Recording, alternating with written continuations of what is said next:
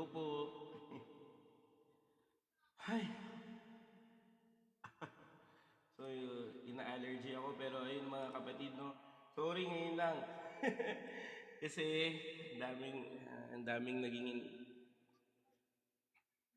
problem dito sa live natin no. So if you could share it kapatid no. Malinaw po ba yung audio ko? Malinaw? Paki-check naman po kung malinaw naman, please. So okay naman po ba yung audio natin? So ang topic natin ngayon shame meets savior no. Ay, echo. Sorry. Okay. Thank you. Yan, okay na po? Okay na po? Ayan, hello po. Hi po. So, harap ako dito. May nagpa-McDo po sa atin.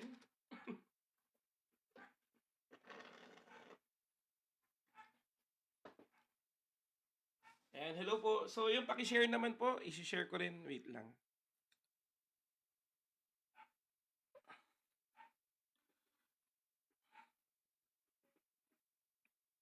Ayan, hello po. So, medyo sensitive yung setup natin kasi konting galaw, my goodness, nasisira. Kaya, subukan natin panglakihan.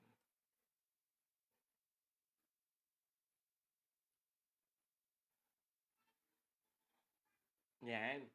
So, nababasa nyo po? Sorry. Nababasa nyo pa ba?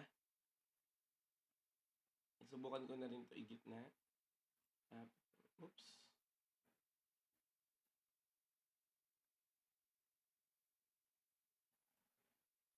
Yan, para kita ko lahat. Ang lapit pala masyado. Ay, sira na. Wait lang. Alam niyo naman tayo dito. Ano lang tayo, experiment lang.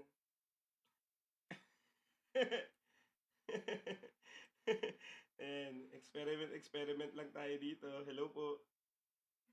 Shame meets savior. Yun po ang topic natin ngayon, no?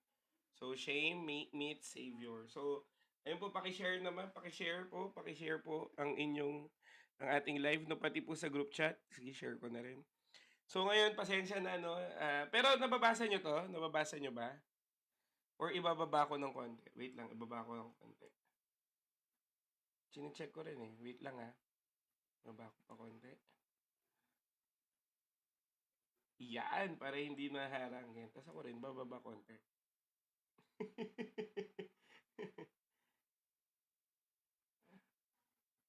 Explain mo po please. Ito nga yung topic natin. Hintay mo na. Ikaw naman, huwag ka na magmadali, kapatid. I-explain natin to. No? Yan. Medyo okay na, no? Medyo okay na yung setup natin. No? Dahil dyan, na-miss ko kayo. Ito po ang ating pa-welcome.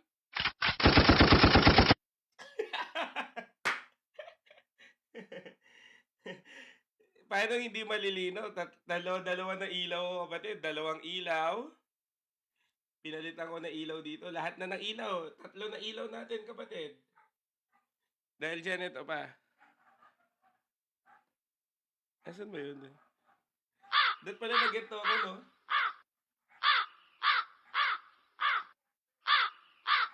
Okay, check out!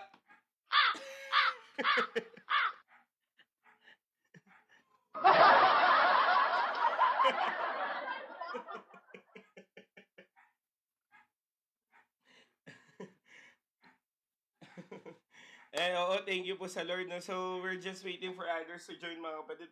Ako po ay magsasorry kasi ngayon lang.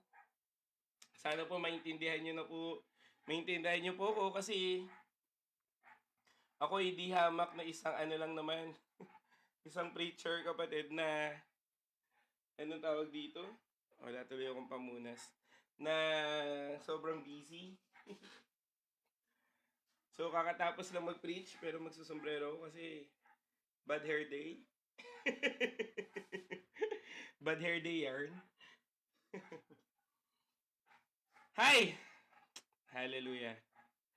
So, ayun po. So, paki-share naman kapatid kasi medyo nasira po yung algorithm natin. Kasi, yellow basket pa tayo pero nakatulong naman tayo kapatid. Amen ba? nakatulong naman tayo sa kapatid natin na nangangailangan, kaya okay din.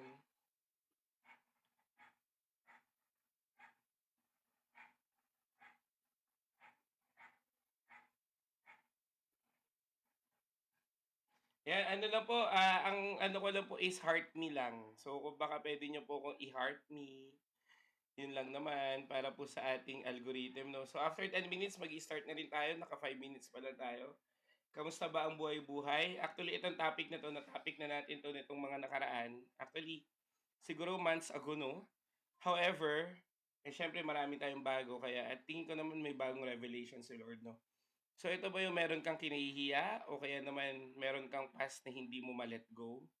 So ito po ang live para sa'yo. Oh, pag ganun ka pa. So ito yun na kung paano ka na kahit nakakahiya ang sitwasyon mo, mahal ka pa rin ng Panginoon. Amen? Eh, dito pala yung camera. Amen? Nasanay kasi ako ito yung camera eh. Ito yung screen. Oh. Amen? Yan. Nandito pala kayo. Amen? Nandyan pala kayo.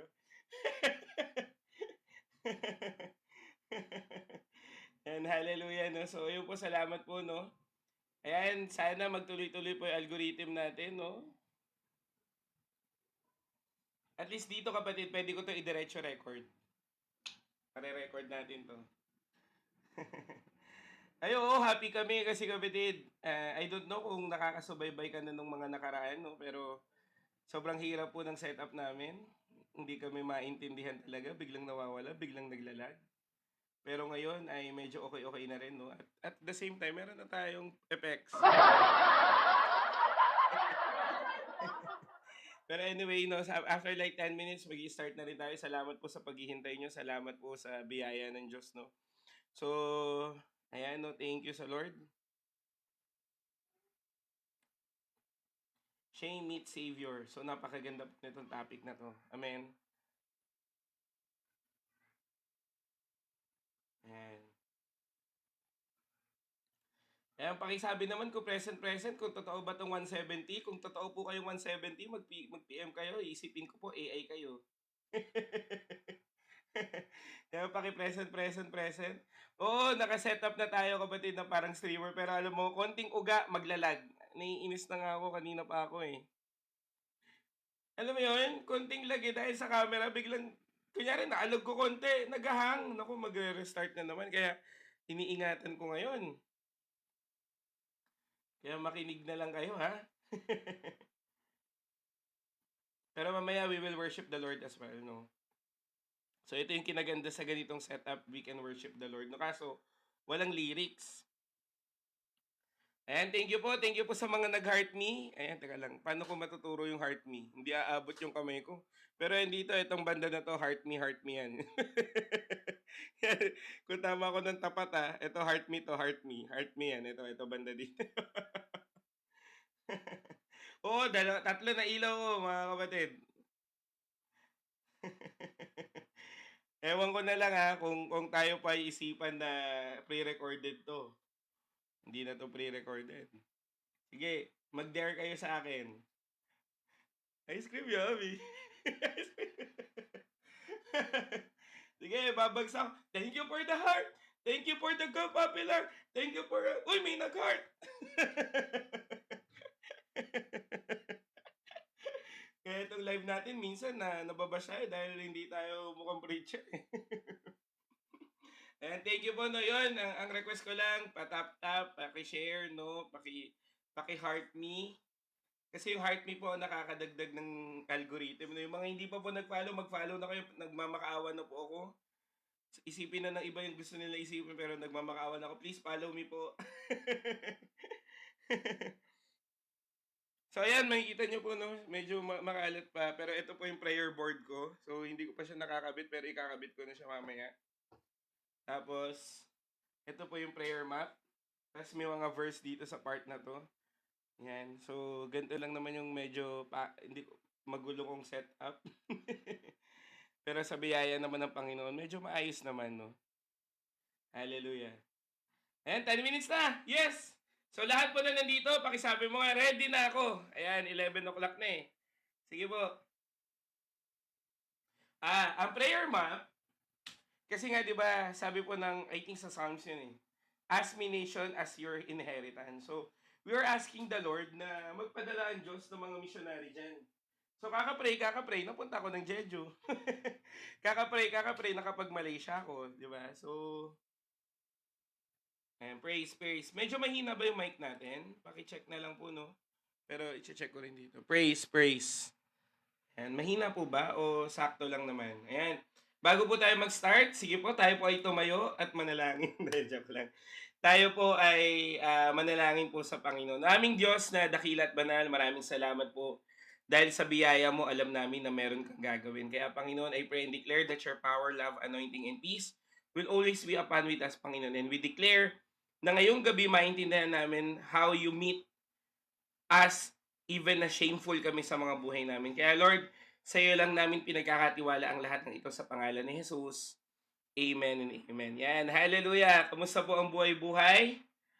Yan, amen. So again, our topic right now is shame meets savior. Wait lang po Ano ko lang. Kasi medyo maingat po ako kasi konting galaw natin maglalag na. So, ayan, shame meets savior. Pwede mo bang i-comment dyan? Shame meets savior. So ito pong topic na to kapatid. Actually, yung buhay ng babae ito, actually ito yung sa Samaritan woman eh. Yung buhay ng babaeng ito ang isa sa mga gustong-gusto kong story kasi lahat naman tayo may kinahihiya. Tama po ba?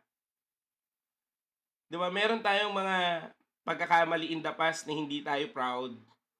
May mga pagkakamali tayo in the past, kapatid. Actually, hindi lang in the past, even in the present time na hindi mo kayang sabihin sa iba. Pero kapatid, alam mo, alam yun ni Lord eh. Alam ni Lord lahat. Pero still, He reach you out. Pero still, He still love you. Pero still, kapatid, lagi kang gustong yakapin ng Panginoon at gusto niyang mag-repent ka. So, kaya gustong-gusto ko ng topic na to. Amen? So, bago po ang lahat, buklatin muna natin yung Bible natin sa John chapter 4, verse 4 to 30. At lalaktaw tayo 39 to 42. Ayan. So, meron ako dito English version. So, habang sana binabasa ko, wag mo muna, kasi yung iba, pag nagbabasa ako ng scripture, umaalis eh. Alam mo, patid, mahalaga po na tinatapos natin yung Word of God. Amen? Sige po, basahin na muna natin bago po tayo no? So sabi po dito, ayan, nababasa niyo po ba? Ito timitingnan ko sa cellphone ko, kaya naman, no? Ayan, praise God. So verse 4, so ulitin natin John chapter 4, verse 4 to 30, then 39 to 42. Sabi po dito, now he had to go through Samaria, so he came to a town in Samaria called Sychar, near the plot of ground Jacob had given to his son Joseph. Jacob's well was there, and Jesus, tired as he was from the journey, sat down by the well. It was about noon. When a Samaritan woman came to draw water, Jesus said to her, "Will you give me a drink?"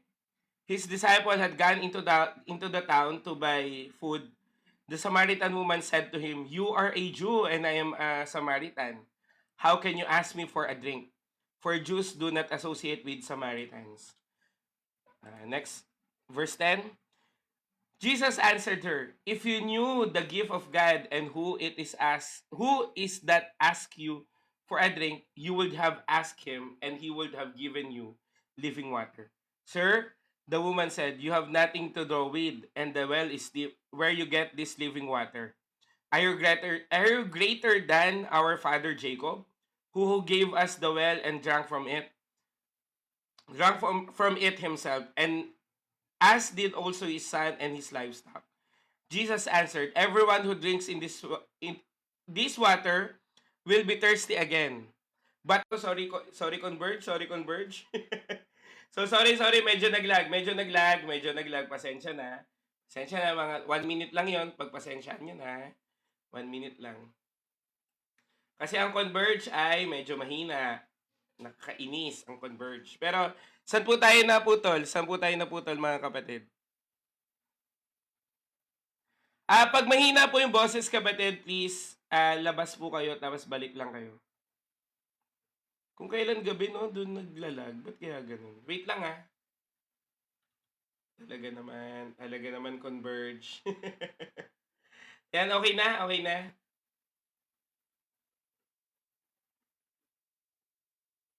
Praise. Okay na po. Verse 13, okay. Pero kapatid, pag mahina po yung boses, out nyo lang, tas balik lang po kayo. Ayan, verse 13. Jesus answered, "Who drinks this water will be thirsty again, but whoever drinks the water I gave them will never thirst. Indeed, the water I give them will become springs of water swelling up to eternal life." Verse 15. The woman said to him, "Sir, give me this water so that I won't get thirsty again. I won't get thirsty and have keep coming here to draw water." He told her, "Go call your husband and come back." "And I have no husband," she replied. Jesus said to her, "You're right when you say you have no husband. The fact is you have 5 husbands, and the man you now have is not your husband. What you have just said is quite true." "Sir," the woman said, "I can see that you are a prophet. Our ancestor worship here on the mountains, but you Jews claim that the place where we must worship is in Jerusalem." Verse 21. "Woman," Jesus replied, believe me, at a time is coming when you worship the Father neither on this mountain nor in Jerusalem. You Samaritans worship what you do not know. We worship what we do know, for the salvation is from the Jews. Yet a time is come and has now come when the true worshipper will worship the Father in spirit and in truth, for they are kind of worship the Father sex. God is spirit, and his worshipper must worship in spirit and in truth." The woman said, "I know the Messiah, called Christ, is coming. When he comes, he will explain everything to us." Then Jesus declared, "I, the one speaking to you, I am he." Verse 27. Just then his disciples returned and were surprised to find him talking with the woman. But no one asked, "What do you want? Why are you talking with her?" Then leaving her water jar, the woman went back to the town and said to the boy, "Come, see a man who told me everything I ever did. Could this the Messiah?" They come out of the town and made their way towards him. Many of the Samaritans from that town believed in him because of the woman's testimony. "He told me everything I ever did." So when the Samaritan came to him, they urged him to stay with them, and he stayed for 2 days. And because of his words, many come, many became believer. Purihin po ang salita ng Panginoon. So kung titingnan natin kapatid, ayan, pasensya na po sa lag, no? Pero again, salamat po sa Lord kasi andyan pa rin, no? So kung titingnan natin mga kapatid, ah, everyone has a moment of shame. Tama po ba? Lahat po tayo ay may moment ng shame, may struggle, may brokenness. And some people hide it. Others are try to fix it in their own. But shame always leave us thirsty for more. Tama? Na para bang pag mas lalo mo siyang tinatago, mas lalong nakakahiya at mas lalong nakakauhaw. Tama? The Samaritan woman, kapatid, ay pumunta po sa well at tanghaling tapat dahil nagtatago siya sa tao. Sino ba naman ang hindi pagchichismisan kung 5 ang asawa mo na at yung ngayong asawa mo hindi mo pa asawa? Sige nga, kung kayo po yung sitwasyon na gano'n, baka hindi na kayo lumabas ng bahay. Tama, mali? Pero ang maganda kasi kapatid, naghihintay si Jesus kung nasan siya. Amen? Sabi mo nga, hinihintay ka ni Jesus. Amen ba? Imagine mo kapatid, kung titingnan niyo yung first verse, kailangan kong pumunta ng Samaria. Alam kasi ni Jesus na meron siyang isang kakatagpuin na magbabago ang buhay. Kaya kapatid, hindi po aksidente na nandito ka. Hindi aksidente kapatid na napadaan ka lang. Hindi aksidente na naririnig mo to lahat. Kasi kapatid, handa kang katagpuin ng Panginoon kahit ano pa ang sitwasyon mo. Amen po ba? Amen. So kaya kung titingnan natin kapatid, this story reminds us that shame meets the Savior. Shame does not win Jesus. Jesus does. Hindi po mananalo ang kahihiyan kundi si Jesus ang mananalo. Amen. Maraming mga bagay kapatid na hindi natin maintindihan, maraming mga bagay na pakiramdam natin wala na mangyayari sa buhay natin. Pero kapatid, lagi mong tandaan, ang Diyos at ang Diyos ay lagi kang hihintayin dahil gusto kanyang ayusin. Amen. Pwede mo bang i-comment dyan? Gusto kanyang ayusin. Amen. Hallelujah. Kaya nga kapatid, nagpapasalamat ako sa Panginoon kasi meron tayong mga ganitong pagkakataon na pwede nyo pong marinig ang salita ng Diyos kahit ganitong oras. sobrang nagpapasalamat ako sa Diyos, kapatid, na alam niyo po, hindi po alintana yung pagod sa amin eh. Ako personally, hindi alintana yung pagod. Kasi kung meron namang magbabago ang buhay. Amen ba? Hindi alintana yung wala kang tulog, wala kang pahinga, pero ang mahalaga, may kumilala pa rin sa Panginoon kahit ganitong oras. And I know, Jesus will also do the same. Kasi kung titignan mo, kapatid, Samaria, nagpapakita na hindi madali kasi pagod na pagod si Jesus. Pero kahit ganun, hinihintay niyang dumating itong Samaritan woman. Amen. Kaya alam niyo, yung mga pagpapagal ng mga lingkod ng Diyos, gasino lang yun compare sa ginawa ng Panginoon. Kaya nga magsisipag tayo eh. Kaya nga ako nagsisipag eh. Kasi alam ko na isang araw, lahat na tong pagpapagal ko, papakita sa akin ng Panginoon, ito yung reward mo, mga kaluluwa na napalapit sa Panginoon. So, amen. At itong live na to, kapatid, ay magsasabi sa'yo na kahit ano pa ang past mo, kahit ano pa ang tingin mo sa sarili mo failure ka, tingin mo sa sarili mo wala nang pakialam sa mundo, tingin mo sa sarili mo na hindi mo na maintindihan, kapatid, lagi mong tandaan, mahal ka pa rin ni Lord. Sabi nga dito eh, kung alam mo lang at kung kilala mo lang ang nagsasalita, tingin ko hindi ganyan ang tingin mo sa sarili mo. Amen. Minsan, kapatid, ang baba ng tingin mo sa sarili mo kasi hindi mo tinitignan ang tagapagligtas mo at nagbago ng buhay mo. Amen po ba? Kaya kapatid, lagi mong i-aim na, Lord, gusto kong magbago para sa'yo. Amen. Kaya i-elaborate natin to. Ready ka na ba? Amen. Tingnan natin yung konteksto, kapatid. Ang konteksto po nito, na sabi ko sa inyo, context is power, no? Ang konteksto nito, meron pong Samaritan versus Jews. Ang mga Hudyo, kapatid, sila po ay hate nila each other. So kung titignan niyo po yung 2 Kings chapter 17, doon yung mababasa kung bakit nila na-hate yung isa't isa. Kasi pakiramdam nila, itong mga Samaritana ay half-breeds. Diba? Ay, kalahati ka lang Hudyo. Kaya pagdating po ng John chapter 4 verse 9, nagulat po yung babaeng Samaritana na nakipag-usap sa kanya si Jesus. Amen. At ikaw rin, nagulat ka, binago ka ni Lord. Tama ba? Minsan ka na bang ginulat ni Lord? Di ba? Imagine mo, ang dami mong kasalanan pero pinagpapala ka pa rin. Ang dami mong pagkakamali pero ramdam na ramdam mo pa rin pag-ibig ng Panginoon. Bakit? Kasi nga, hindi ka nakita ng Diyos sa mga mali mong ginawa, kundi nakita ka niya para iligtas at baguhin niya. Amen po ba? Kahit ano pa, kapatid. Sa mga babae, kapatid, di ba? Ako, magiging honest ako sa inyo. Tapatan na rin to kasi wala nang hold back. Ba't pa ako mag-hold back? Di ba sa babae, kapatid, kung ikaw ay sexually involved, pakiramdam mo sa sarili mo, marumi ka na. Tama? Sa lalaki kasi, medyo wala pang paki, pero kapatid, marumi ka din. Di ba? Sa mga lalaki, pag walang trabaho, pakiramdam nila, batugan na sila. Marami, kapatid, marami tayong shameful acts. Marami tayong shameful perspective sa buhay natin. Pero regardless of that, pinakamasama, pinakamarumi, pinakanakakahiya, lahat na ng pinaka mo, kaya ka pa rin yakapin ng Diyos. Bakit? Kasi siya ang kailangan mo para magbago buhay mo. Hindi mo kailangan ng kahit sino, kapatid. Ang kailangan mo lang si Kristo. Kaya yung mga kapatid ko na nagsasabi na, sino na lang tatanggap sa akin, paano na lang ako makakabangon, paano na lang ako sa buhay ko, o kaya paano na lang ako, ganito, ganyan. Kapatid, mahal na mahal ka pa rin ng Panginoon.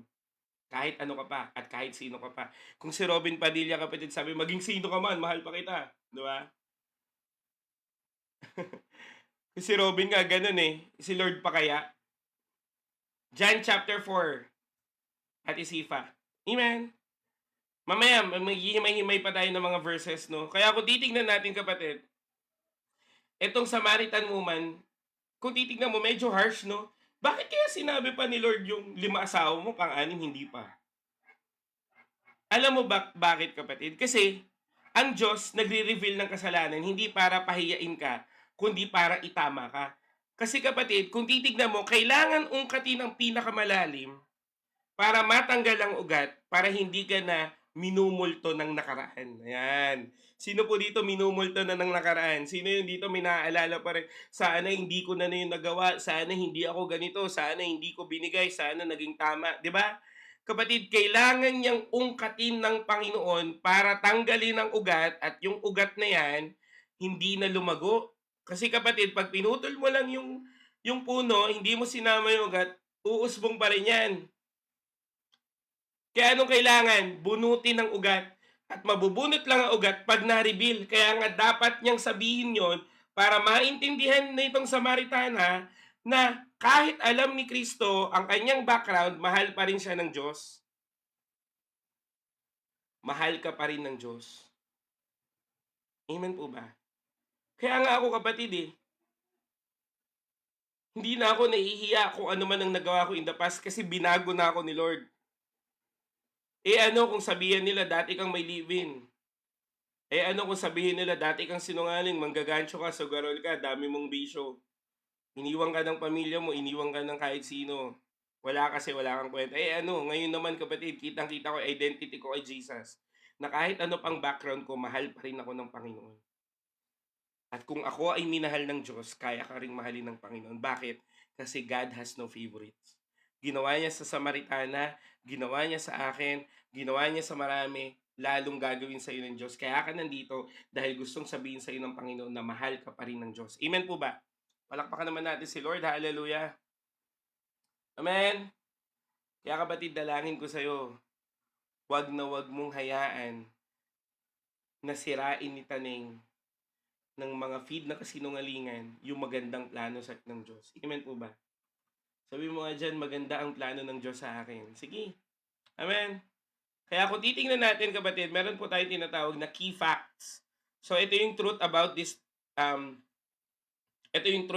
this passage, no? Ito pong usapan nila ay ang longest conversation. Itong babaeng Samaritana na puro shameful, siya po ang unang evangelist. Tapos, ito pang mayroon pang barrier-breaking grace. At the same time, itong conversation na to ay nakakapagbago ng buhay. Amen. So kung titignan mo kapatid, yung kinahihiya ng iba, kinausap ng matagal ni Jesus. Yung kinahihiya niya yung sarili niya kapatid, naging una pang evangelist. Yun na lang Kaya nga, pwede mo bang i-comment dyan ulit, gagamitin ka ni Lord kahit ayaw mo. Amen. Palakpakan naman natin si Lord. Hallelujah. Kaya tingnan mo kapatid, tingnan niyo po yung key verse ngayon dyan. Nakalagay dyan. God surely have known it, for He knows the secrets of every heart. Kapatid, gusto ko pong maintindihan nyo to. Wala kang maitatago sa Panginoon. Amen. Amen po ba? Sabi po ng Psalms chapter 44 verse 21, God will surely have known it, for He knows the secrets of every heart. Kapatid, kahit ano pang tago mo, kahit ano pang lihim mo, alam na yan ni Kristo. So, ibig sabihin, hindi na nagme-make sense kung magsisinungaling ka pa, alam na niya. Anong gagawin mo? Maging transparent ka sa Panginoon. Amen? Kasi kapatid, pag ikaw ay naging transparent sa Panginoon, God will deliver you for everything you surrendered to Him. Amen. Kaya nga kailangan mo maging honest Kaya nga kailangan mo kapatid na sabihin lahat sa Panginoon. Kasi kapatid, alam na niya yan, gusto niya lang i-open mo para pag inayos niya, maluwag sa kalooban mo. Kasi minsan kapatid, dahil hindi mo nga mabitawan, pag inaayos ni Lord, nakikipaglaban ka dun sa pagbabago. Ang gusto ng Panginoon, you will let it go and let God do the rest. Kaya kapatid, kung titignan natin, napakahalagang learning to sa buhay natin na kung ano ang gusto mong mabago sa buhay mo, ito ang mga bagay na isusurrender mo sa Panginoon dahil alam po ng Diyos ang lahat ng sikreto ng bawat puso. Amen po ba? Hallelujah! Kaya kapatid, kung titignan mo, itong woman ay nagsasearch ng love, merong broken relationship, but Jesus exposes her not to shame her, but to heal her. Kaya kapatid, kung ikaw ay kinakausap ng Panginoon ngayon sa lahat ng mga pagkakamali mo, sinasabi sa iyo ng Diyos ngayon, pagagaling ka niya, aayusin ka niya. Amen po ba? Palakpakan naman natin si Lord. Hallelujah! Amen! Kaya humanda ka na. Sabi mo dyan, humanda ka na. Palalayain ka na ni Lord. Ulitin ko, walang point ang pagsisinungaling. Wala. Walang point, kapatid. Maging open ka na ngayon. Amen. Kaya, binubuksan na ba ni Lord yung mga puso nyo? Pwede nyo bang i-comment dyan? Binubuksan na ba ni Lord mga puso nyo, mga kapatid? Amen? Nawa, binubuksan na talaga. Hallelujah. Thank you naman sa mga binubuksan ng puso. Ngayon, first point pala yun. Meron ako na sinabura dito. Sorry, no? Sige, second point na muna tayo. So, makita mo, kapatid, na i-open mo yung puso mo sa Panginoon. Amen? Pero second point muna tayo. Jesus wants you to open your life. Amen? So, kung titignan natin, John chapter 4, verse 10 to 15, pag binasa nyo yung kapatid, si Jesus po ay nag-offer ng living water. Na ang ibig sabihin po sa Hebrew ay hydrorzon, ang meaning po, flowing fresh water, na nagsisimbolize, kapatid, sa Holy Spirit. So, ibig sabihin, kapatid, ang inoffer po ng Panginoong Hesus ay isang tubig na nagbibigay ng buhay. Amen. Kaya nga, kapatid, the living water was meant to be flowing. Hindi pwedeng maging stagnant sa'yo. Kaya nga, hindi pwede, kapatid, na pag kinatagpo ka ng Lord, hindi mo kakatagpuin ng iba o ibibigay ang pag-ibig ng Diyos sa iba. Kasi nga, it meant to be flowing. Kaya nga, kapatid, kung titignan mo, sino po dito yung naniniwala siya na unti-unti na siyang binabago ni Lord? Sige nga, kapatid, taas nga po kamay. Yung pakiramdam niya, meron naman kahit papano. Sige nga po, taas kamay. And praise God mo, napakadami na. Thank you, Lord. Thank you, Lord. No, yan. Di ba, kapatid, nagiging mapagpasensya ka na? Di ba, kapatid, dapat mga away ka pero hindi ka ng away? Dapat magmumura ka pero hindi ka na nagmumura? Di ba dapat magiging makasarili ka pero hindi ka na maging makasarili? Bakit? Kasi nga, ang living water ng Diyos sa'yo ay nagpo-flow na from your life going to the life of others. Kaya, mas mapagpasensya ka na, hindi ka na nag-iisip na mandaya, hindi ka na nag-iisip na para bang manakit na ng iba kasi nga binabago ka na ni Lord. At ito yung inoffer, kapatid, kasi kung ang sisidlan mo ay sarado, paano ka mapupuno? Kung ang buhay mo, kapatid, ay sarado, paano ka na? God is offering a living water for you to be flowing para umagos ang buhay, ang tubig na nagbibigay ng buhay mula sa iyong buhay papunta sa iba. Kasi, kapatid, sa totoo lang, naingitan na ako.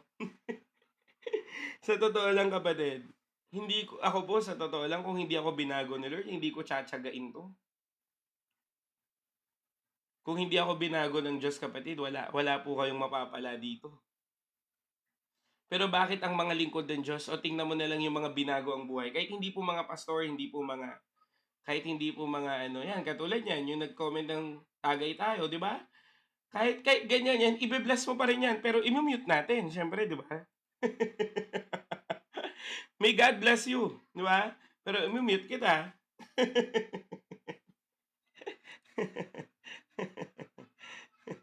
Sayang naman, sabi mo pa naman free tutorial, tips and tricks. Nagtitricks ka pala. Pero 'di ba, kung titignan mo, kapatid, mas mapagpasensya ka na, hindi ka na mapagpatol. At the same time, mas nakikita mo na yung pag-ibig ng Diyos. Hindi ka pa man perfect. Amen? Hindi ka pa man talaga yung totally na para bang nakakapagbago na ng buhay. Pero, kapatid, umuunti-unti ka na. Tama po ba? Kaya, kapatid, wag na wag mong mamaliitin yung binibigay sa yung buhay ng Panginoon. Kasi ang buhay na binibigay sa ng Panginoon, nakakapagbago ng buhay. Hindi lang ng ugali mo, kundi pati sitwasyon mo. Kaya nga sabi, kung sino man ang iinom dito ay hindi na mauuhaw muli. Kasi nagkaroon na ng satisfaction saan? Kay Kristo Jesus. Amen. Kaya nga kapatid, alam niyo po, true deliverance comes when we let Jesus. Sabi mo nga, let Jesus. When we let Jesus move us from chasing temporary satisfaction to embracing eternal fulfillment. Kapatid, ang totoong kalayaan ay pag hinayaan mo na si Jesus na kumilos sa'yo from temporary things going to eternal fulfillment. Kaya nga dapat hahayaan mo. Di ba lagi ko pong sinasabi sa inyo kapatid, hindi pwedeng isang araw lang. Hindi pwedeng ngayon medyo tinoyo ka tapos pipiliin mo si Lord tapos bukas hindi na ulit. Hindi pwedeng ganun. Dapat kapatid, araw-araw mo siyang pipiliin. Araw-araw mong hayaan ng Panginoong Hesus na magbago ng buhay mo. Katulad niyan ngayon, di ba? Medyo, sino po dito medyo naiiyak na? May nasa-sense kasi ako yung alam mo, Lord, na naramdaman ko yung pag-ibig mo. Sige nga po, sino po dito yun? Yung alam mo merong fire in the heart. Di ba? Alam ko po may kinakausap na po ang Diyos dito. Tama po ba? Pero kapatid, wag manatili na hanggang dito lang. Dapat pinipili mo pa rin ang Diyos araw-araw. Hayaan mo siya kapatid. Kaya nga kapatid, tingnan niyo po kung titignan mo bakit ako araw-araw mag-devotion? Hindi ko kailangan magpaalam. Tama? Kung tutuusin lang kapatid, pwede akong mag-live kahit kailan ko gusto. Pwede akong hindi na ako magsasabi. Ba't pa ako magsasabi, di ba? Pero kasi nag-commit ako sa Lord Sabi ko, Lord, aaraw-arawin ko to, hindi para sa akin, kundi sa mga naghahanap sa'yo. Kaya kung titignan mo kapatid, araw-araw tayo nag-aaral ng salita ng Diyos, araw-araw ding may nababago. Pero kapatid, hindi po ito pang forever. Paano nga kung nawalan ako ng internet? Paano nga, katulad nga kanina, nagkaroon tayo ng technical problem. Hindi ka na magde-devotion ng sarili mo? Hindi mo nahanapin si Jesus? Kaya kapatid, gusto po ng Panginoong Hesus na alin? Na i-open mo ang buhay mo sa Kanya at hayaan mo siyang kumilos. Amen po ba? Alam ko madaming nangyari sa'yo. Alam ko na maraming pangit ang nangyari sa'yo. Alam ko kapatid na maraming nakakahiyang nangyari sa'yo. Pero kapatid, sinasabi po ng Diyos sa'yo ngayon, handa ang Diyos na baguhin ang buhay mo. Ang kailangan mo lang maniwala at magtiwala. Kahit ano pang past mo kapatid. Paano ko nasabi? May kilala po ako, Pastor Boy Bonus. Marami nang napatay. Marami nang nakarnap. Marami nang nanakawan. Bata pa ng congressman. Namatay kapatid. Pero sabi niya, Panginoon, buhayin mo lang ako. Maglilingkod ako sa'yo. Kapatid, nabuhay siya at ngayon po ay pastor na siya ng 5 church. Umaabot po siya ng mga nasa kulungan. Kaya kapatid, hindi mo pwedeng sabihin na walang kayang baguhin si Lord. Malaki ang kayang gawin ng Diyos. Imagine po kapatid, kahapon po, di ba, nag-jail ministry kami. Umupo kami, nakipagkwentuhan kami. Anong sabi nung isa? Alam niyo po, talagang binago po ni Jesus yung buhay ko dito sa loob. Excited po kung may Bible study. Gusto ko na pong magbago ng buhay. Sabi ko nga, huli ko na tong pagkakakulong pag na tapos ko tong sentence na to, magbabago na ako. Kapatid, kaya nga sabi ko mas mabait pa ang nasa loob kaysa sa nasa laya. Bakit? Yung mga nakakulong gustong magbago ng buhay ay nasa laya. Gusto nyo ba magbago ng buhay? Nawa. Pero ayaw mo magbago nung wala kang problema. Wala kang ang pakialam Pero nung nagka-problema ka, dun ka lumapit sa Panginoon. Tama, mali? Diba? Pero purihin po ang Panginoon. Dahil kahit ganun, pinipili ka pa rin ng Diyos ngayon. Kaya mo to naririnig kapatid, dahil mahal ka ng Panginoon. Amen? Gusto pa rin niya at kino-convince ka pa rin niya at He is persuading you na ibigay mo ang buhay mo sa Diyos. Hindi kahit kanino kapatid. Alam mo, pag sa tao mo pinagkatiwala buhay mo, utang na loob pa lang, talo ka na Tama, mali? Tignan mo kapatid, sino po dito yung tinulungan sila at diniga? pagkatapos kitang damitan, pagkatapos kitang pakainin, pagkatapos kitang kunin sa kahihiyan, tapos gaganituhin mo lang ako, di ba? May mga ganyang mga script. Pero narinig mo ba yun kay Jesus? Hindi mo yun maririnig kay Jesus. Bakit? Kasi pag ginawa niya, bukal sa loob niya, at kahit hindi mo kayang ibalik, gagawin pa rin niya anyway. Bakit? Kasi nga, naiintindihan ka ng Diyos. Kaya nga, anong topic natin ngayon? Shame meets Savior. Na kahit shameful ang buhay mo, yayakapin ka pa rin ng Diyos. Mamahalin ka pa rin ng Diyos. At pipiliin ka pa rin. Bakit? John 3:17, na parito ang anak ng Diyos hindi para parusahan ang tao, kundi para iligtas ito. Na parito siya para iligtas ka at ako. Kaya kapatid, dalangin ko, ito pa lang, magdesisyon ka na ngayon, sinusuko ko buhay ko sa Panginoon. Sige kapatid, sabihin mo dyan yun. Sinusuko ko buhay ko sa Panginoon. Yung mga bago namin, nawa, sabihin mo sa Panginoon, sinusuko ko buhay ko sa iyo, Panginoon Jesus. Amen. Pag to ginawa mong totoo kapatid, magugulat ka na lang, nagbabago ka na ng buhay. Amen. Amen po ba? Kaya nga third, Jesus accepted you.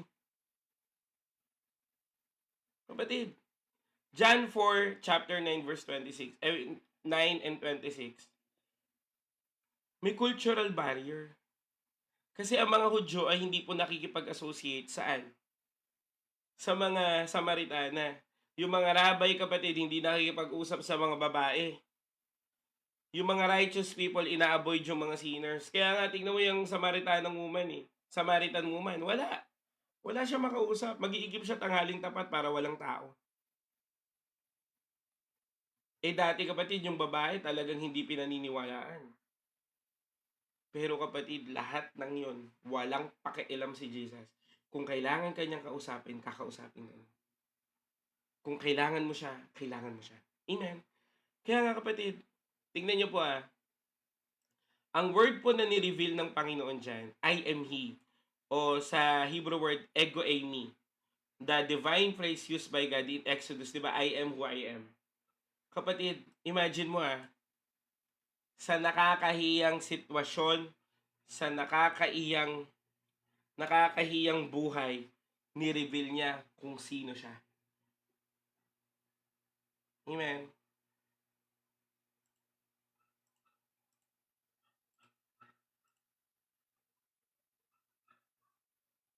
Kapatid, pag-isipan mo buhay mo, i-reveal sa'yo ng Diyos kung sino siya, kahit ano pa sitwasyon mo. Ganyang kakamahal ni Lord. Kahit ba mahirap ka na, kahit ba dati kang mayaman, tapos puro utang ka na ngayon, kahit pa ba ang rumi-rumi na ng tingin mo sa sarili mo, kahit ba sabihan na nila na ikaw ng pinakasinungaling, kahit sabihin pa na black sheep ka, kung ano-ano pang negative kapatid, i-reveal ng Diyos sa'yo kung sino siya. Dahil nais ka niya na iligtas. Walang barrier sa Panginoon kapatid. Ang tao lang ang gumagawa ng barrier, hindi ata ako kayang tanggapin ni Lord. Tingnan mo, pumunta ka ng church, tatanggapin ka pa rin. Ganito lang ako, bata lang ako. Kapatid, sabi nga ng Timothy, huwag mong hamaking bata ka, but be an example. Oh. May sakit ako, na-stroke ako. Yung ketongin nga, pinili pa rin ni Lord eh. Wala kang may dadahilan kapatid. Kung aayaw ka sa Diyos, choice mo yun. Pero kung idadahilan mo yung sarili mo kapatid, ang babaw naman pala ng pagkakilala mo sa Panginoon. Amen po ba? Ang plano sa'yo ng Lord kapatid, mahal ka niya kahit sino ka pa. Mahal ka niya kahit ano pang background mo. Tapos, sasabihin mo ngayon, kesyo ganito Naku kapatid, kung ikaw ganyan ka ng ganyan, paano ka uusad sa buhay? Dapat nga, di ba ikaw yung number one fan ng buhay mo? Hindi dapat ikaw nagda-down sa sarili mo. Kasi ang Diyos, ang nakikita sa'yo, babaguhin ka niya. Kaso, bago ka pa lumapit sa Panginoon, wala, makasalanan ako, wala, kahiya-hiya ako, wala na itong pagbabago sa buhay. Kaya magbabago ka ba kung ganyan ka ng ganyan? Kahit hindi biblical ang usapan kapatid, ang panay reklamo sa buhay, ang panay down sa buhay, ang panay negative, walang patutunguhan. At hindi ito kapatid, positive preaching o kaya naman motivational speaker. Hindi po ako motivational speaker. Lingkod po ako ng Diyos. At sinasabi ko po sa inyo, mula po sa salita ng Panginoon, i-reveal ng Diyos kung sino siya para lang paniwalaan, para lang bigyan, ay para lang i-reveal sa'yo na kahit na siya, kahit na siya ay Diyos, kahit na siya ay mahabagin kapatid, kahit na ano pang mga nagawa mo sa buhay, tanggap ka pa rin ng Panginoon. Amen po ba? Kasi kapatid, ang grasya, sabi mo nga dyan, grasya, ang grasya ay pipiliin lagi ang mga unworthy. Ang grasya, kapatid, kahit hindi mo deserve, bibigay pa rin sa'yo ng Diyos. Yun ang grace. Amen. Hindi mo deserve, pero ramdam na ramdam mo. Yan, thank you kay Ate Yen. No? Ano nakalagay sa pangalan ni Ate Yen? Saved by grace. Grasya ng Diyos, hindi mo deserve. Marumi ka, pero niyakap ka pa rin. May pass ka na, hindi mo makikwento sa iba, pero alam yan ng Diyos, pero still, pinili ka pa rin ng Panginoon. Ang problema kasi sa tao, sa totoo lang hindi niya kayang patawarin sarili niya. Alam mo kapatid, Lord, sorry talaga. Sabihin sa'yo ni Lord, napatawad na kita. Hindi pa ako napatawad kasi bakit ganito pa rin yung nararamdaman ko. Sabi ni Lord, napatawad na kita. Ayoko, hindi mo pa ako napatawad. Nako, nakukulitan na. Kasi hindi naman si Lord ang hindi nagpatawad sa'yo, sarili mo. Ano pong sabi ng Bible? Sa 1 John chapter 5? Basta, around 1 John yon. Tapat ang Diyos sa mga tapat na humihingi ng tawad at tapat niya rin na patatawarin. O sinong di nagpatawad sa sarili niya? Ikaw at ako. Kasi minsan kapatid, hinihintay mo yung malaking parusa para lang masatisfy yung pakiramdam mo na pinatawad ka na. Kapatid, bakit mo pa hintayin yung kaparusahan kung sinabi na ni Lord, pardon ka? Kaya dapat mong tanggapin na pinatawad ka na ni Lord para i-accept mo yung correction. Para pag dumating man yung consequences ng action mo, alam mo na pinatawad ka na ni Lord, kailangan mo lang itong harapin para itama ang buhay mo. Tama, mali? Amen? Tingnan mo kunyari, hindi mo pinatawad sarili mo, hindi mo pa in-accept yung grace. Pag dumating yung correction, pinaparusahan ako ng Lord. Ito na yung mga kasalanan ko, may kaparusahan. My goodness. Walang ganun. Sinabi ng Lord, pinatawad ka niya na ng tapat, tanggapin mo kapatawaran niya, harapin mo yung consequences kasama si Jesus. Hindi ka naman niya sinabi, diyan ka na, bahala ka na sa buhay mo, tapos sinara yung pintuan. Hindi ganun, kapatid. Sasamahan ka niya all throughout. Amen? Kaya kapatid, patawarin mo sarili mo, parang awa mo na. Kumbaga, malinis ka na eh. Kukuha ka pa ng putik, tapos dudumihan mo yung sarili mo. Ano ka? Bata? Pero isipin mo, pinaliguan ka na, pinabanguan ka na, may pulbos ka pa sa leeg. Tapos ikaw, dahil hindi mo alam na malinis ka na, sige ka pa rin punta doon. Di ba? Ganun po yung pakiramdam at ganun po yung sitwasyon ng mga tao na hindi niya pinapatawad yung sarili niya. Pinatawad ka na, ayaw mo lang tanggapin yung kapatawaran kasi hindi ka pa satisfied. Amen? Amen po ba? Kaya kapatid, dalangin ko sa'yo, patawarin mo na sarili. Sabihin na natin, nakapanood ka ng pornography. Lord, sorry, nakapanood ako, pasensya na, patawarin mo ako, baguhin mo ako. Oh, simple. Ngayon, alam mo bakit hindi ka nakakalaya? Kasi hindi ka totoong nagsorry. Nagsorry ka lang para matis lang yung pakiramdam mo kasi nakakahiya yung ginawa mo. Pero wala kang kagustuhang magbago. Kasi kapatid, pag sinabi mong repentance, pagtalikod ang meaning nun. Sabi mo nga, pagtalikod. So, ibig sabihin, yung buhay mo, hindi na dapat nasisiyahan pag may mali. Halimbawa, sabihin na natin nakapanood ka ng pornography. Alam mo, ang last, sa totoo lang, never ending yan. Sa totoo lang. Ang last, ang dami po nagtatanong siya, paano po yung last? Kapatid, never ending yan. Alam mo kung paano lang malalabanan yan? Papalitan mo yung lastful moment mo ng holy moments. May pattern yan, kapatid. Ako po ay, para po sa kalaman na lahat, bakit ko alam? Ako po ay industrial psychology. Amen.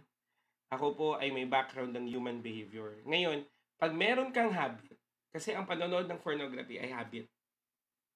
Tingnan mo, kung titignan mo kapatid, pag nasatisfy yung mga, meron kasi ang meron yung mga minimit na criteria. Walang tao, nakahiga ka, may access ka sa phone. Pag nakuha mo na yung criteria na yan, magbigla na lang na may pakiramdam ka na gusto mo nang gawin. Anong gagawin mo ngayon? Tumayo ka at lumabas. Dapat kilala mo sarili mo. Kung diyan ka inaatake kapatid, dapat hindi mo siya hahayaan na mangyari sa'yo. O, binigyan ko kayo ng tip ha, yung mga nagtatanong dyan. Meron pong mga nagtatanong dyan, paano po maiwasan ng last? At clinically speaking kapatid, para umayos yung lastful moments mo, uminom ka ng malamig na tubig. Para yung body mo magre-reset. Nice, no? Pero seryoso po yan, kapatid. Seryoso po ako, hindi po ako nagbibiro. Iiwasan mo maging mag-isa. Amen? Aayusin mo buhay mo. Discipline. Amen? At the same time, tutulungan mo yung sarili mo. Ngayon, paano mo siya maiwasan? Basa ka Bible. Para yung lastful moments mo, yung craving mo sa last, saan mapupunta? Sa desire mo kay Lord. Amen. Nice, no? Ginagaya ko lang architect. Pero totoo yun, no? So, isa lang po yan. Ngayon, ano pa? Mga habits nyo. Halimbawa, sugal, K-pop, K-drama, mga anger management, etc. etc. Ang dami nating kahihiyan, di ba? Sige nga po, taas nga kamay. No mga may kahihiyan sa buhay. Sige po, taas kamay. Di ba? Marami tayong kahihiyan, no? Sa totoo lang. Anong gagawin natin? Tanggapin mo yung offer ni Lord na magbabago ka na ng buhay. Amen. Alam mo, walang mahirap sa Diyos at wala ring ugali mahirap baguhin ng Panginoon. Ang kailangan lang mag-surrender. Alam mo kasi, ito po kasi sinungalingan ng kaaway, no, kapatid. Alam mo yung kasinungalingan ng kaaway? Pagsasabihin niya sa'yo, huwag ka na mag-church. Kasi makasalanan ka naman eh. Tuloy-tuloyin mo na lang yan. Kaya nga mali po ang kaisipan na alin. Pag nagkamali ka, tutuloy-tuloyin mo na lang, tapos hihintayin mo na lang yung deliverance. Gets nyo? Kasi minsan naghihintay ka nung parang iiyak ka ng matindi, hihintay ka nung parang ma-encounter mo sa Lord ng physically. Kapatid, ang dami mo nang nagawang mali bago pa mangyari yon. Tama, mali. Kaya nga kapatid, pag nadapa ka, anong dapat gawin? Tumayo agad. Kasi ang pangit naman na nadapa ka tapos paluhod kang umuusad. Tama, mali. Kaya kung nadapa ka, nagkamali ka, tumayo ka kagad. Kasi accepted ka ng Panginoon kasi alam naman niya yan eh. Kaya nga anong ginawa ng Panginoong Hesus sa krus ng Kalbaryo para mas maintindihan nyo, no? Ang Panginoong Hesus, kapatid, binayaran niya na ang kasalanang nagawa mo in the past, nagawa mo ngayon, at yung magagawa mo pa. Kaya nga complete na yung salvation eh. Complete na at wala nang dapat idagdag. Ano ngayon ang gagawin mo? Magbago ka ng buhay mula doon sa kapatawarang binigay sa'yo ni Jesus. Amen. Kaming mga preacher, kahit sino pang pastor yan, kahit sino pang pari yan, kahit sino pang minister yan, nagkakamali yan. Imposibleng hindi. Pero, ang mga minister kasi, inaalagaan ang buhay. Saan? Sa sanctification. Kasi kapatid, we cannot be an effective preacher if we have a life that is not in Him. Maitago man namin, pero kita pa rin sa buhay namin. Kasi, ang isang kasalanan, kahit anong pilit mong itago, aalingasaw yan. Because the truth will set you free. Amen? Kaya nga, bago pa i-expose ng Panginoon, dapat hiningi mo na ng tawad. Amen? Kaya kapatid, di ba nasabi, hindi pa kayo napapano kasi binibigyan ka pa ng Panginoon ng pagkakataong magbago ng buhay. Kailan ka magbabago pag napahiya ka na? Kailan ka pa magbabago pag nandiyan na yung consequences ng problema mo? Naku, tingnan mo kapatid Sino po nakaranas ng cheating? Yung na-cheat siya, yung niloko siya. Sige nga po, taas nga kamay. Tingin ko marami yan, 12:00 na eh. Pag mga 12:00, lumalabas na yung mga niloko eh.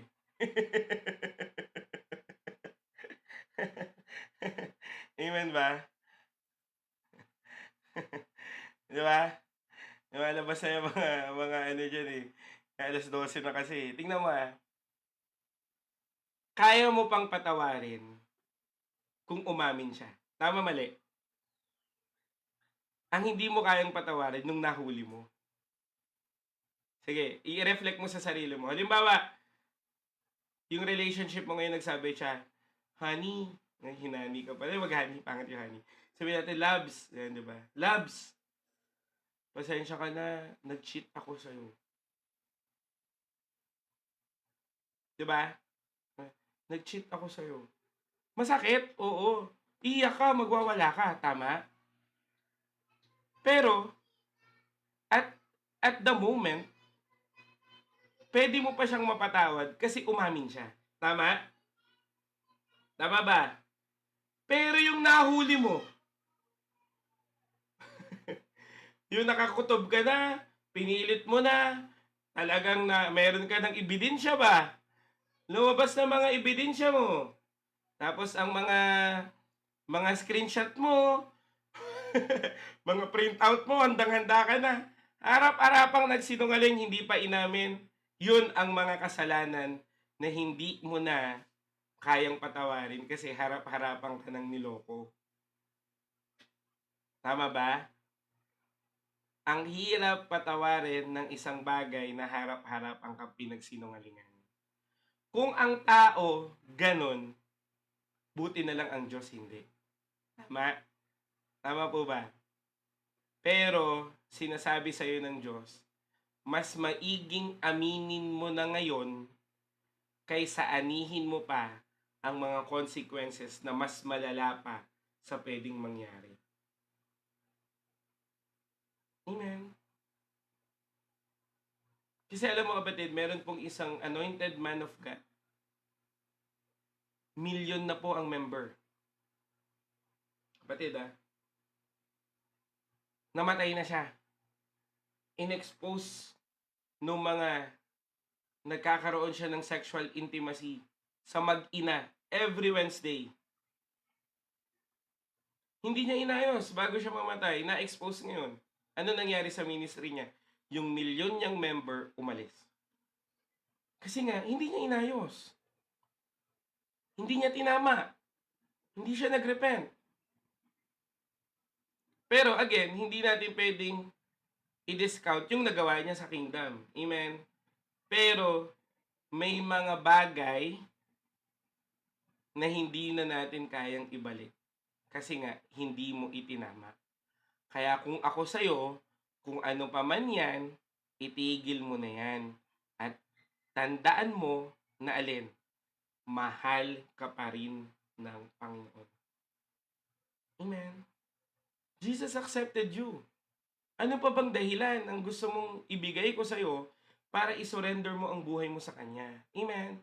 Kaya nga grace Grasya. Hindi mo deserve pero binigay pa rin. Sabihin na ng iba na na-spoiled ka pero ito yung pag-ibig ng Lord na pag tinanggap mo, hindi ka sasabihan ng utang na loob kundi babaguhin ka pa at pagpapalain. Amen. Kaya kung ako sa'yo, tatanggapin ko na si Jesus ngayon. Sabi mo nga dyan, kung ako sa'yo, tatanggapin ko na si Jesus ngayon. Amen. Tanggap ka niya kahit sino ka pa. Tanggap niya ako kahit sino pa ako. Amen. Ako kapatid, buhay ko, sobrang dami kong pinagdaanan. Biyaya na lang ni Lord na mataba pa ako hanggang ngayon. Tama. Pero kahit ganun kapatid, kahit itong buhay na to marumi, mas malinis pa sa sulfur soap yung pinanglinis ng Panginoon. Ano? The blood of the Lamb. Paano yan? Magandang tanong. Paano mo masasabi na tinanggap mo na si Jesus, kapatid? Alam mo yan. gusto mo na si Jesus ang magbago ng buhay mo. Yun, kapatid. Amen. Ngayon, ayan, anong truth? Pwede ba natin to basahin ng sabay-sabay kahit na hindi ko kayo naririnig? Truth is, ayan, sige po, 1, 2, 3, go. Hindi patapon ang buhay mo kay Kristo. Basahin natin ha. Kaya niyang baguhin ito sapagkat ang buhay mong wasak at patapon ay kaya niyang gawing mahalaga at precious sa kanyang mga kamay. Amen. Ano po sabi? Therefore, if anyone is in Christ, he is a new creation. The old has gone, the new has come. Amen.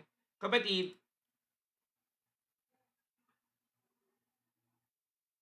tayo, pag tinanggap mo na si Kristo, hindi naman na hindi ka magkakasala. Kasi, nasa flesh ka, kapatid. Amen. So, dahil nasa flesh ka, magkakamali at magkakamali ka. Pero, amen, ang kailangan mo, nagbabago ka ng buhay. Hindi perfect, pero pinipilit nating magbago ng buhay. Amen. Para kanino? Para kay Kristo Jesus. Amen. Kaya ulitin natin, no, hindi po patapon buhay mo, kapatid. Amen ba? Ako, may kinakounsel ako kanina, pinahiya daw po siya. Ipahiya ka man ng tao, kapatid, pero kaya kang iangat ng Diyos.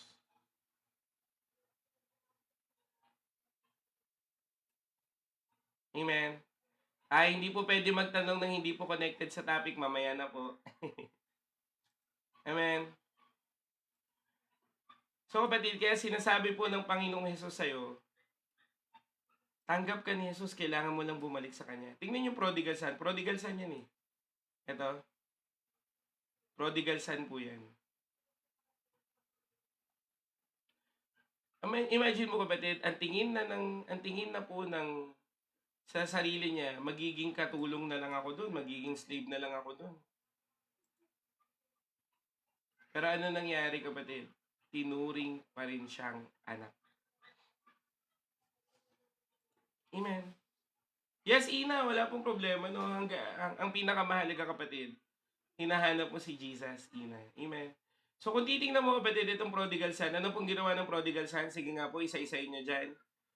Para po tingnan ko kung talagang binasa nyo na yung parable of the prodigal son. No? Ano ginawa ng prodigal son? Nilustay ang ari-arian niya, nagpakasasa ng babae, ng libre, nag-inom, etc. etc. Hanggang dumating saan? Hanggang dumating sa famine. Kumakain na siya ng kaning baboy. Pero kahit ganun kapatid, sabi niya, babalik na lang ako sa ama ko. At least yung mga slave doon, nakakakain pa ng masarap. Pero kapatid, pagbalik niya, tinuring ba siyang slave? Hindi. Anong turing sa kanya? Anak pa rin. Amen. At ito po ang love ng Panginoon sa'yo. Oo, nag-wander around ka. Oo, nagkamali ka kapatid. Pero laging merong pag-asa ang Diyos. Amen. Pero, hindi mo pwedeng harapin yung consequences. Amen. Kailangan natin balansehin. Kasi yung prodigal son, hinarap niya yung consequences. Hayaan mo ang grasya ng Diyos. Ang siyang magbigay sa'yo ng grace. Kung i-spare ka niya dyan, praise God. Kung hindi, haharapin mo siyang kasama siya. Amen. Palakpakan naman natin si Lord. Hallelujah. Kasi kapatid, point number 4, Jesus can deliver you once you accepted your situation. Yung mga tanong po kapatid, please, yung related lang dito ha. Kasi magugulo po tayo ng devotion natin.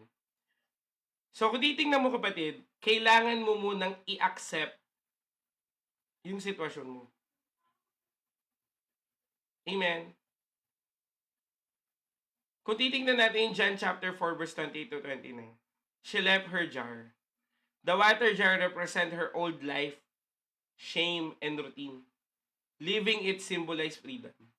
Yung pinunta niya doon, hindi niya na inintindi kasi ang inintindi niya na ay ang buhay na bagong bigay ni Kristo Jesus. Amen?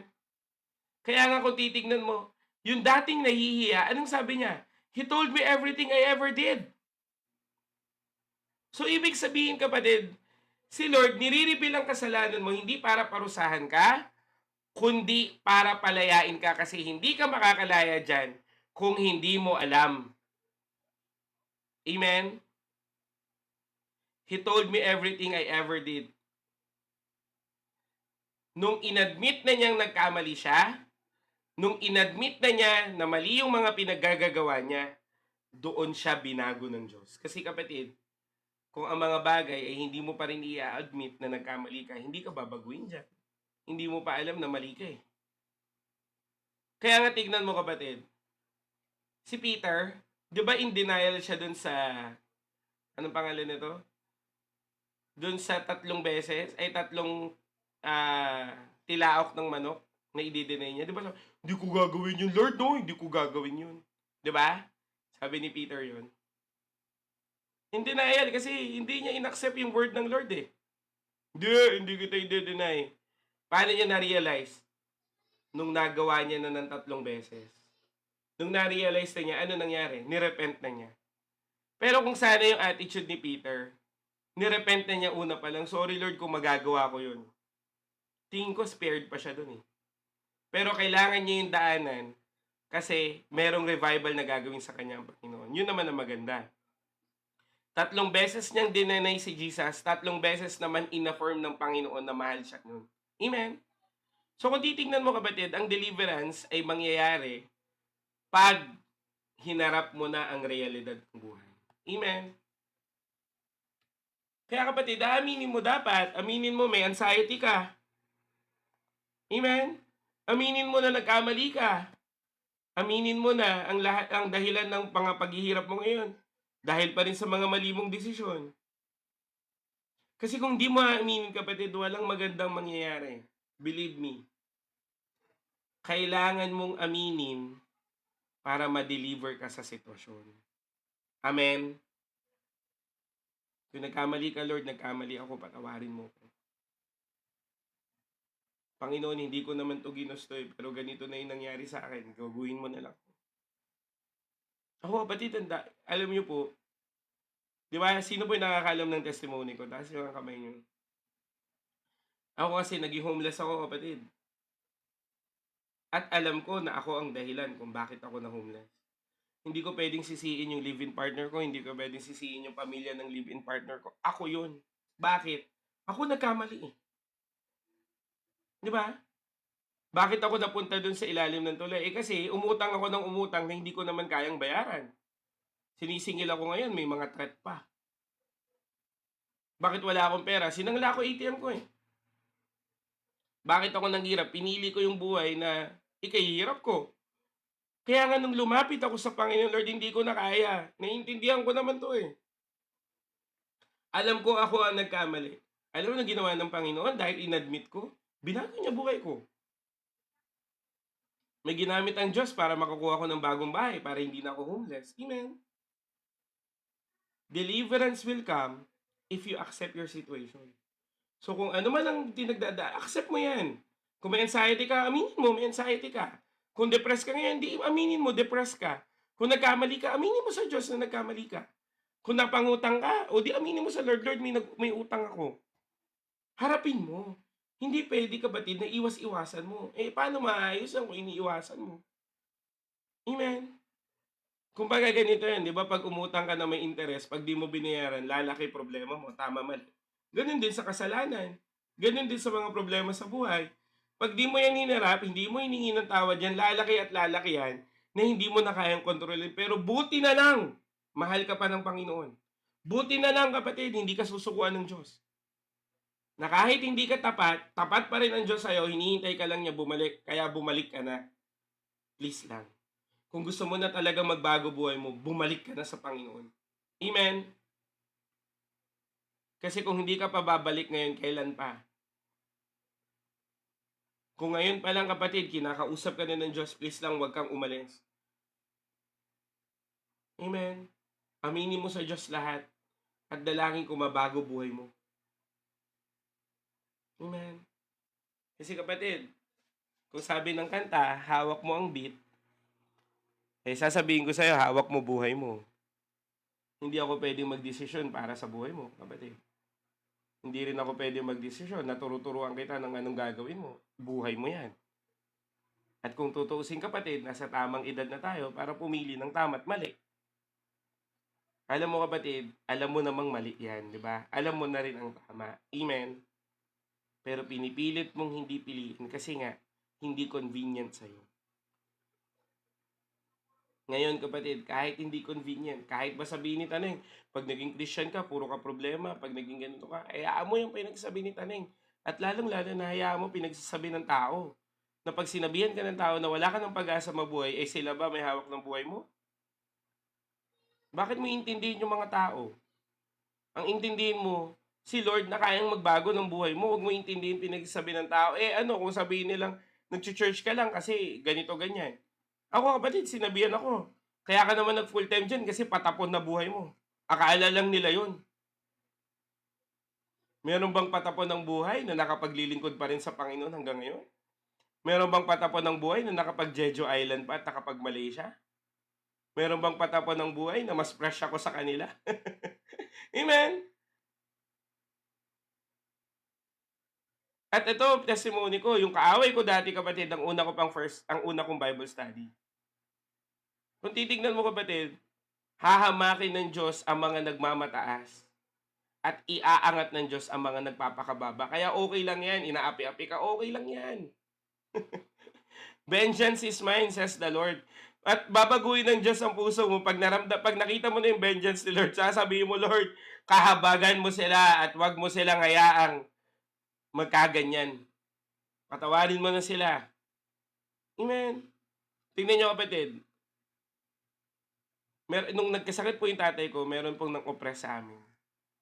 Yung nag-o-oppress ngayon sa amin, sila na ngayon yung nagtatago kasi na-involve sila sa kung ano-anong mga financial transaction na hindi legal.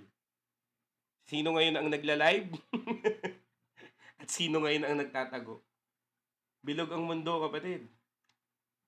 Pag nanghama ka, kapatid, what goes around comes around.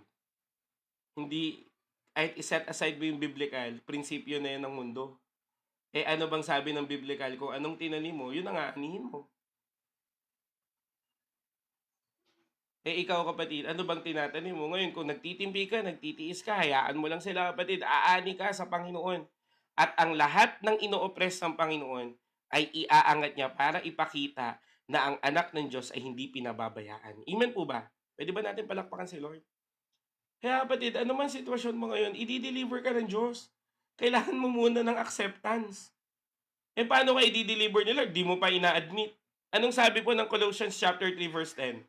Put on your new nature. Ibig sabihin, isuot mo na yung damit na binigay sa'yo ni Lord, hindi yung luma. Ang baho na yan. Kung hindi mo pa hubarin yan, kapatid, dang baho na yan. Hubarin mo na. Amen? Kailangan mo magsuot ng bagong damit para linisin ng Diyos ang buhay mo. Eh paano yan? Ayaw mo eh. Sa totoo lang, hindi ka makalaya-laya. Bakit? Alam mo ha, gusto mong lumaya ng utang. Tama, mali. Sino pa gusto lumaya sa utang? Taas nga kamay. Diba? Gusto natin lumaya sa utang. May extra ka, hindi ka nagbabayad. Deserve ko naman to. Ang dami ko namang hirap. Hindi ko muna babayaran. Magmimilk lang ako saglit. Pero kahit maliit yan, binayad mo, kapatid, kaya yung i-multiply ng Diyos. Amen po ba? Gusto mo magbago ng buhay eh. Ako, kapatid, marami na akong pinapatumbang utang ngayon. Kahit pa unti-unti, kinakausap ko, 500 lang muna ngayon 200 lang muna ngayon 300 lang muna ngayon Ang mahalaga umuusad kaysa na mawala kang bayaran. Alam mo, kapatid, kaya nagagalit yung mga nagpapautang sa inyo. Hindi ka nakikipag-usap eh. Ako, kapatid, nakikipag-usap. Naalala ko, kapatid, nung bumalik po ako sa church, ang dami ko utang 100,000. Kasi nga, galing ako sa homeless, galing akong ganyan. Eh sabi ko, Lord, bibigay ko na buhay ko sa'yo. Ngayon, hinarap ko lahat. Sabi ko, pasensya na po sa mga nagawa ko in the past. Babayaran ko po yung utang ko pero unti-untiin ko po. Alam mo anong sabi nila? Kapatid, sabi nila sa akin, wag mo nang bayaran, nakita na kitang nag-church eh. Wow! Praise God, no? Di ba? Nakita na kita na nagbabago ka ng buhay, wag mo na bayaran, okay na yun. Hindi ko yun malilimutan. Tapos yung mga may utang sa akin, nagbayad. Kaya naibayad ko sa iba. Kaya yung 100K ko sa loob ng isang buwan, naging 15,000. Hindi dahil sa akin, kundi dahil sa biyaya ni Lord. Hinarap mo eh. Kaya harapin mo, kapatid. Amen. Tapos na yung pagtatago-tago, tapos na yung paglilihim-lihim, maging transparent ka na kay Lord. Tingnan mo si David. Ano nangyari kay David, kapatid? Sinasabi niya lahat, kaya nga, a man after God's own heart yun eh. Bakit? Kasi kung ano yung nararamdaman niya, sinasabi niya. Lord, ganito ako, Lord. Lord, iniwan ako, Lord. Lord. Diba? Nandito ako sa kuweba kayo nagtatago. Lord, ang tagal mo. May ganun siyang psalms ha. Ang tagal mo, Lord. Kumilos ka na agad ngayon. Ganun talaga siya. Kung anong nararamdaman niya, sinasabi niya. Mali ba yun? Hindi. Bakit? Transparency yun kay Lord eh. Amen? Sabihin mo sitwasyon mo. Amen? Sabihin mo sa Diyos sitwasyon mo. Nakakahiya ba yan? Di mas lalo mong sabihin. Kasi kapatid, ang nakakahiya, gagawin niyang mabuti ng Diyos. Amen? Kaya kapatid, tingnan niyo po. Meron po ako nakita dito sa TikTok na parang doon nag-trend na siya dati pero gumawa na siya ng account. Dating trans na ngayon po ay naghahayag na ng salita ng Diyos. Nakakahiya ba yun? Hindi. Amen? Binago ni Lord eh. Meron pa dito kapatid, tingnan niyo si Manoy. Ang pangit ng vlog nung dati pero ngayon puro maka-Diyos niya. Nakakahiya ba yun? Hindi. Bakit? Binago siya ni Lord eh. Ako kapatid, sugarol. Nakakahiya yung maging sugarol, no? Pero dahil binago na ko ni Lord, hindi na yun nakakahiya. Ipagmamalaki ko na yun kasi binago ko ni Lord doon. Amen. Kaya whatever your past is, kapatid, God will turn it to good as long as you love Him and you choose Him. Paano magiging good ang sitwasyon mo kahit ano pang claim? Romans 8:10, all things work together for good. Hallelujah! Thank you, Lord! Ganyan ka pa ng ganyan. Pero hindi mo mahal si Lord, my goodness.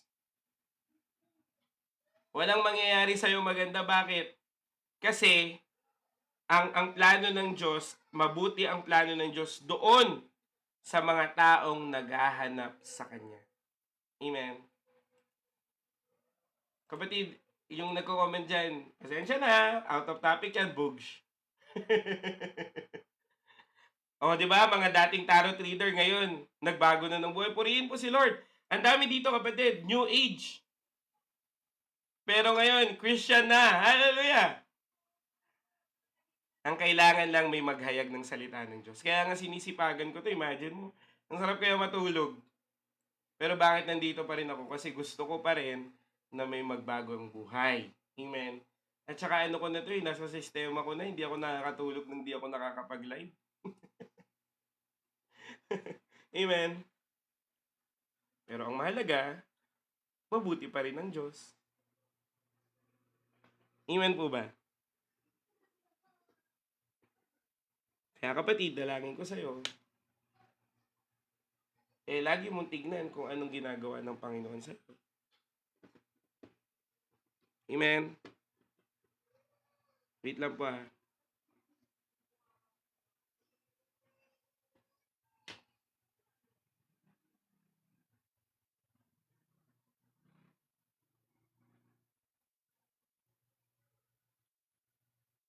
Kaya kapatid, dalangin ko sa'yo, pare-parehas tayo magbago ng buhay. Kasi pag nagbago ka ng buhay, kapatid, naniniwala ako, marami po ang kikilala sa Panginoon. Amen. Hallelujah. Kaya, Jesus will deliver you. Ngayon, pwede mo bang to? Masahin natin to ng sama-sama, no? Huwag ka mahihiyang lumapit sa Diyos kahit ano pa ang sitwasyon mo. Dahil sinabi ng Diyos, ayan, sige po, sabay-sabay natin basahin yung verse, no? Pag-ibig mo, Yahweh, ay hindi nagmamaliw, kahabagan mo'y walang kapantay, ito ay laging sariwa bawat umaga, katapatan mo'y napakadakila, Si Yahweh ay akin, sa Kanya ako magtitiwala. Panaghoy, chapter 23. Sorry. Panaghoy, chapter 3, verse 22 to 24. Kapatid, ang pag-ibig ng Diyos ay hindi nagmamaliw. Ang kahabagan niya ay walang kapantay. At ito ay laging bago kada umaga. Amen. So pag natulog ka ngayon at nagising ka bukas, kapatid, ano po? Bago pag-ibig sa'yo ni Lord. So ibig sabihin, kapatid, ang kada umaga ay isa pong senyales ng Diyos na handa siyang baguhin pa rin ang buhay mo. Bakit? Bago ang pag-ibig niya sa'yo. Hindi po naluluma at hindi po luma ang pag-ibig ng Lord. Laging bago. Kaya nga kapatid, lagi kang binibigyan ng Diyos ng pagkakataong magbago ng buhay. Tingnan mo, hindi ka naging tapat, pero kahit ganun, may answered prayer ka pa rin. Bakit pinapakita pa rin sa iyo ng Diyos yung kabutihan niya kahit hindi mo deserve? Kasi nga, ang pag-ibig ng Diyos ay laging bago kada umaga. Amen po ba? Kaya kapatid, kung ang pag-ibig ng Diyos ay laging bago kada umaga, bakit hindi mo to tinatanggap araw-araw? Diba may kanta po na nagsasabi, araw-araw sipag lang, sipag lang. Kapatid, pagdating sa Kristiyano, araw-araw manalangin lang. Araw-araw pray lang, pray lang. Amen. Amen. Kaya kapatid, wag mong hayaan. Amen po ba? Hallelujah. Ang pag-ibig ng Diyos sa'yo ay laging bago kada umaga. Amen. Kahit ba i-bash ka pa ng iba, kahit ba sabihin ng iba, wala ka ng pag-asang magbago, ang pag-ibig pa rin ng Diyos sa'yo ay laging bago. Amen. Kaya nga, He will turn your shame into praise. Amen. Kapatid, sa sobrang kayang baguhin ng Diyos ang buhay mo, ang lahat ng bagay na ikinahihiya mo ay magiging pagpapala ng Diyos para sa iba. Amen. Tingnan niyo po itong Samaritan woman. 5 asawa niya at yung pang-anim hindi pa niya asawa. Pero kahit ganun yung sitwasyon niya, ipinagmalaki pa rin niya. Siya na ba ang Kristo? Dahil kilala niya ako. Alam niya mga kasalanan ko. Halika, puntahan natin. Ano pong sabi ng mga Samaritana? Naniwala kami kasi narinig namin. Amen. Gagamitin ka pa ng Diyos para makapag-akay ka ng iba.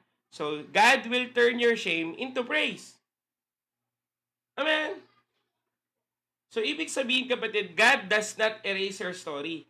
He redeems you and make it a testimony. Kaya wag mong kinahihiya yan kasi darating ang panahon, ipagmamalaki mo yan. Bakit? Kasi nga, binago ka na ni Lord. Amen and amen. Hallelujah. Kaya kapatid, dalangin ko sa'yo, kung ano man ang pangit mong nakaraan, i-accept mo, nangyari na yan eh. Anong next? Pabago mo sa Lord. Amen. Sabihin dyan, pabago mo kay Lord. Amen.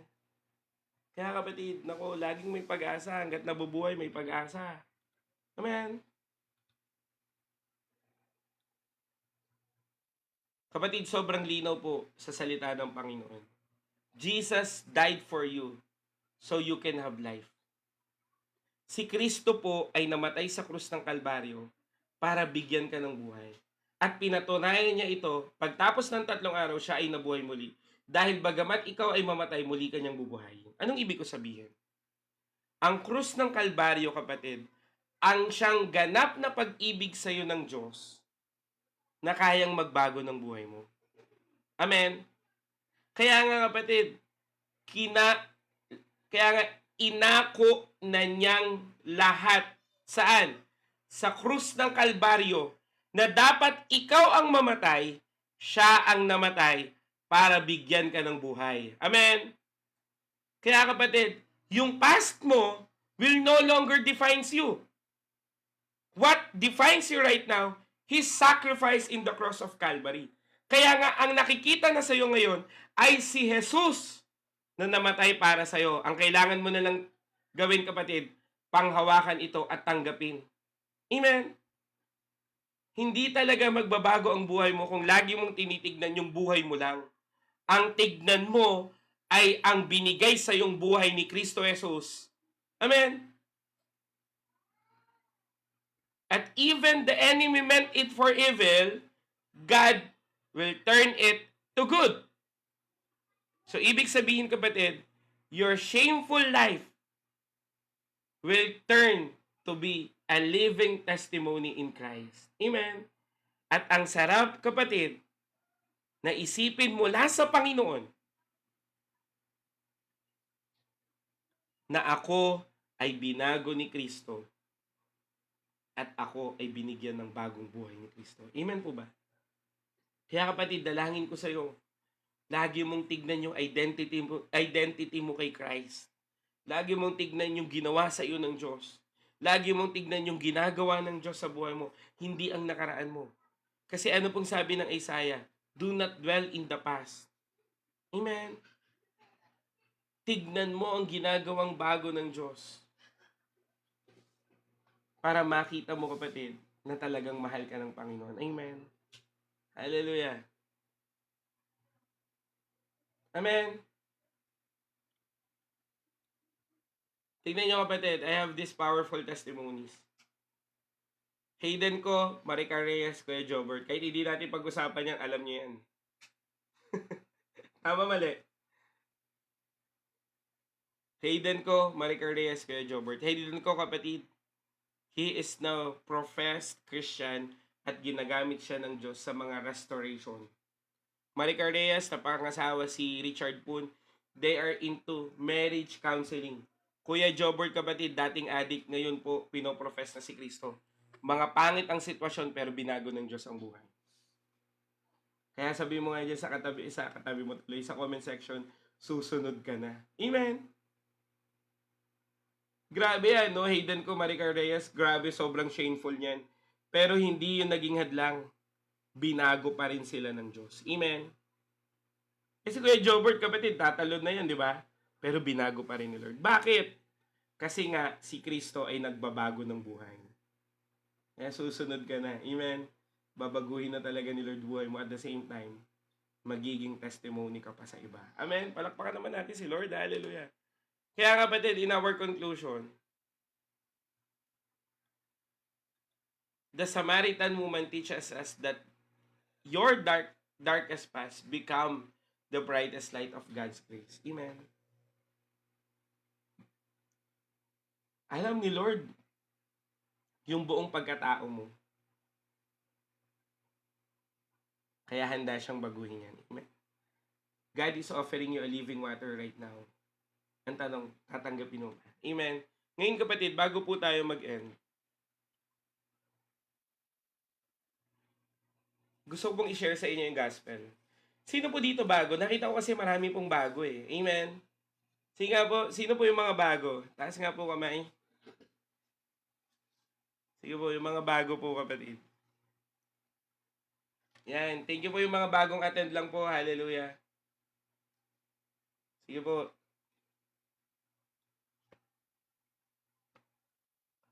Sharean ko po kayo ng gospel. Hallelujah. Pwede po ba yun? Sabi mo nga, kuya, makikinig po ako. Ay, thank you po, no. Mag-share po ako ng gospel, kapatid. Makinig ka, no. Hallelujah. Kunin ko lang yung verse para mas maintindihan natin. Wait lang po, Papaliwanag ko po in one verse. Yan. Kuya, makikinig po ako.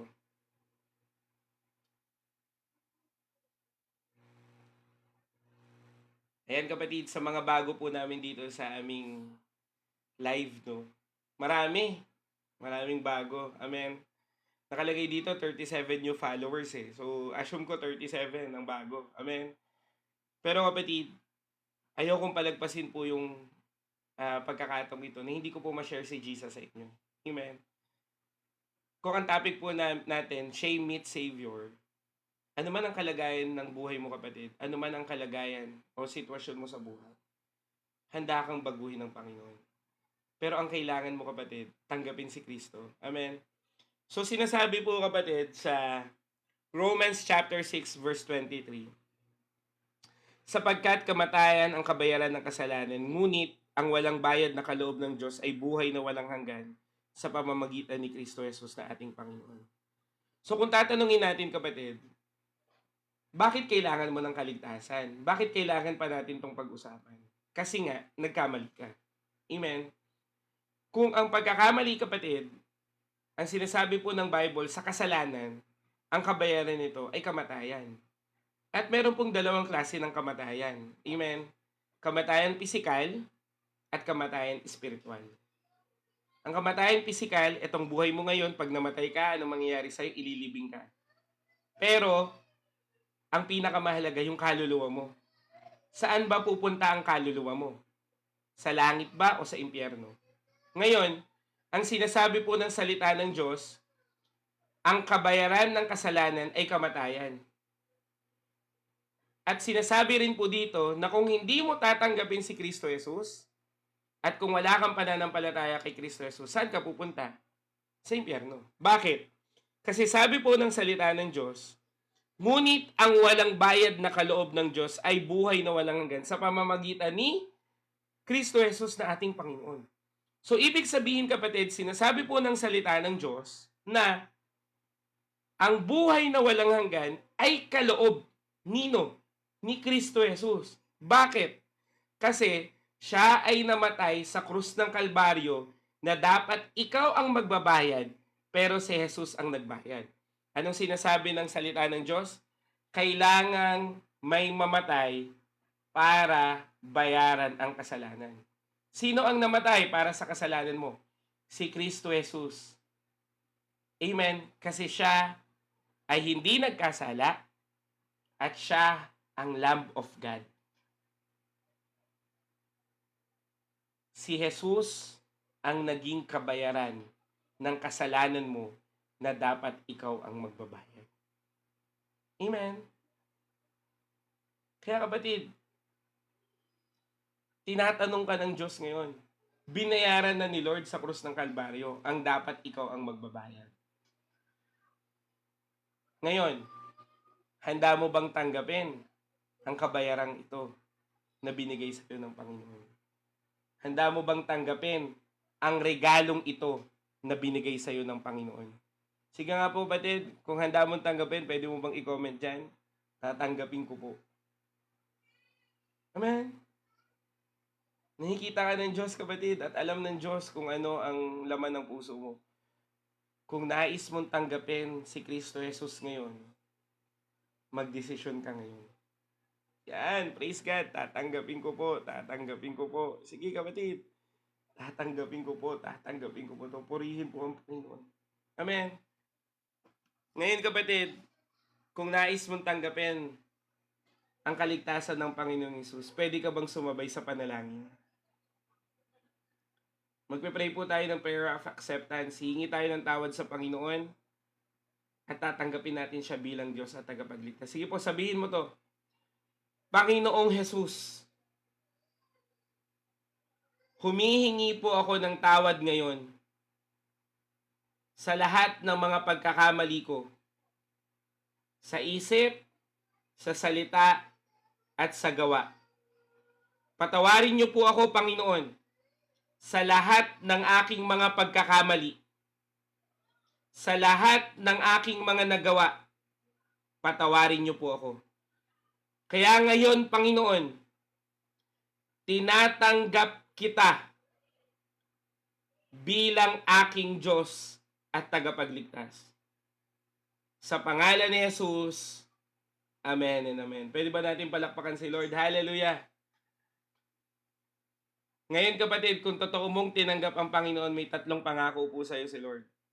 Buhay na walang hanggan, ang pangalan mo ay nakasulat na sa aklat ng buhay, at ang pangatlo, ikaw ay anak na ng Diyos. Amen?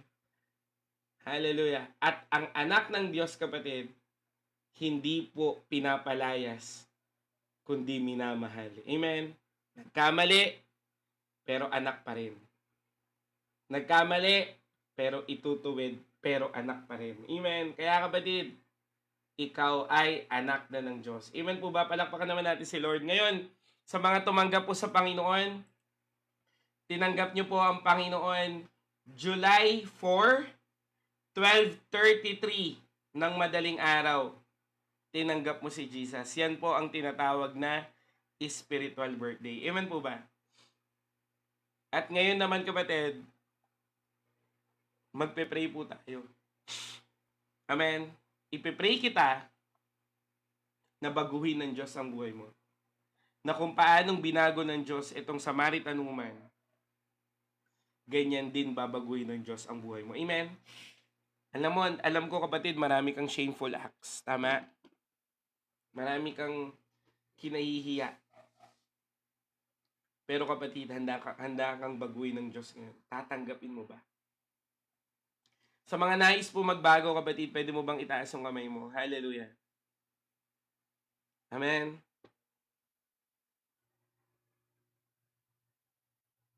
Si kapatid, sa mga nais po magbago, itaas niyo po yung kamay niyo. Hindi ko ba niya nakikita? Pero nakikita yan ng Diyos.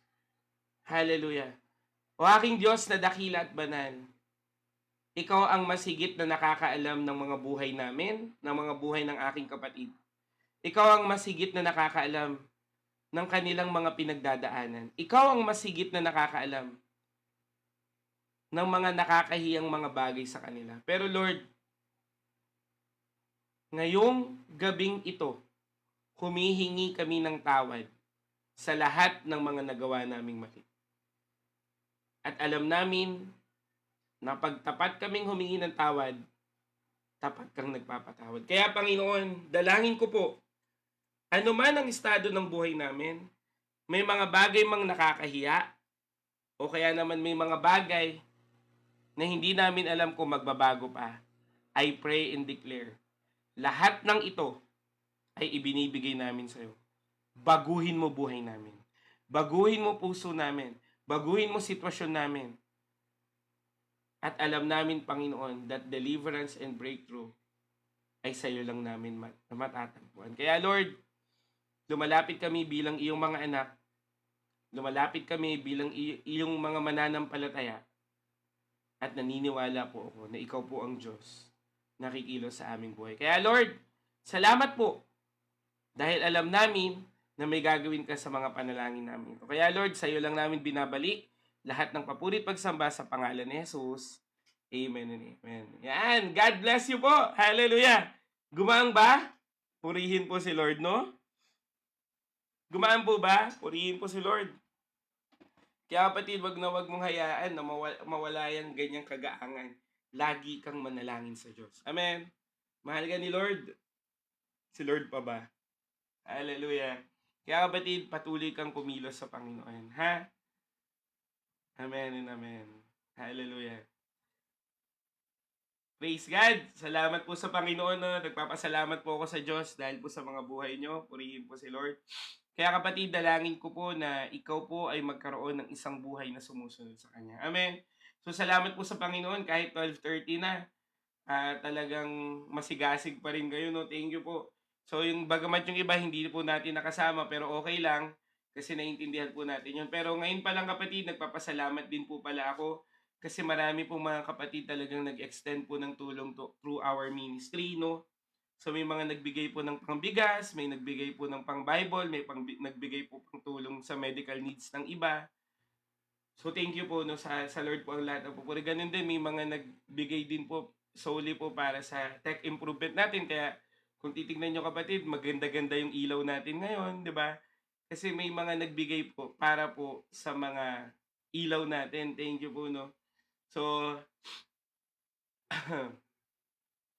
ngayon kapatid, ayan, gusto ko pong sagutin to para bago po tayo mag-end, no? Paano pag nagkasala ulit, then may shame? Kapatid, wala na pong condemnation, pero may pagbabago ng buhay.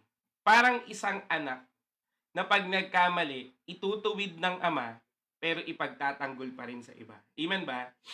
So, kailangan mong matutunan, kapatid, na kung meron mang mga bagay na nakakahiyang nangyari ulit, iba na ngayon kasi kasama mo na si Jesus.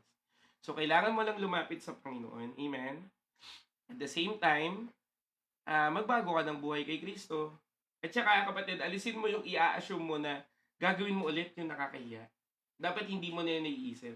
Ang mas naiisip mo na ngayon, kapatid, na bago na buhay ko. Amen? Hindi na ako gagawa ng mga shameful acts. Lord, I pray po sa aking kapatid na may sleep paralysis. I rebuke that sleep paralysis and I declare, Lord God, deliverance. Ano man ang spirit na gumagawa kaya siya may sleep paralysis, we bind it with the unbreakable chain of God and I declare deliverance right now in Jesus' name. Amen and amen. Hallelujah. Ayun po, thank you po. No? Sorry, medyo ina-allergy na po ako. Dahil na rin po to sa simoy kasi sumisimoy na po dito. Pero ayun, again, thank you po. No? Salamat po sa pagtsatsaga. Salamat po sa pag-tap-tap. Salamat po sa pag-share, sa pag-repost. So thank you po. Ganun din. Salamat din po sa mga patuloy na nagsusupport sa ministry natin. No? Marami na po tayo natutulungan. So bukas po kapatid, yung mga nagbigay po ng ukay dito, ipapamigay na po namin yung mga ukay sa community. Yung mga nagbigay po ng mga bag ng mga bata, ipapamigay na rin. Yung mga color, ipapamigay na rin. So, thank you po sa inyo. Amen. So, salamat po talaga. At the same time, no, kung kaya po ng schedule ko bukas o kaya baka Monday na mamimili po ako ng mga pangbigas. No? So, ayun po. So, hindi ko alam kung paano, hindi ko rin alam kung saan. No? Pero, sana ma-free yung schedule ko para makapamigay na rin tayo ng bigas. Pero again, thank you po. No? Salamat po talaga. So, ayun po. Again, salamat po sa inyo. Pagpalain po kayo ni Lord. Magkita-kita tayo bukas, no? Subukan ko talaga mag-live pa rin bukas ng umaga, no? Pero kung hindi man, antabay lang po kayo. Sa mga kapatid namin na wala pa po sa group chat namin, sali po kayo sa group chat namin. Amen. Lord, I pray po sa nagpapapray po ng kagalingan. I declare, Lord God, yung chest discomfort, I rebuke and I declare healing in Jesus' name. Amen. Ay, thank you po. Thank you po. Si Lord po yan. Kay Lord po ang lahat ng papuri. Ganun din pala, sa mga nag-send po ng diamond, so meron pong $0.19. So lahat po to pag naipon natin, mapupunta rin po sa mahirap at pangtulong. So ayun, thank you po. And God bless po. Antabay na lang kayo sa group chat kapatid kasi sobrang busy ko sa face-to-face. So para rin po sa kalaman ng lahat, ako po ay may face-to-face ministry pa. So may mga Bible study po ako, may mga counseling po ako face-to-face, tapos ako rin po ang in charge po sa church setup. So kaya hindi po ako makapagbigay ng time pero sisikapin ko po ng umaga. Sisikapin pero magchat-chat po ako sa group chat. So yun po, thank you po, no. Salamat po talaga sa Panginoon at pagpalain kayo ni Lord, no. At nawa po hindi ka na mahiya sa buhay mo kundi ipabago mo yan sa Diyos. Amen. So bye-bye po. God bless.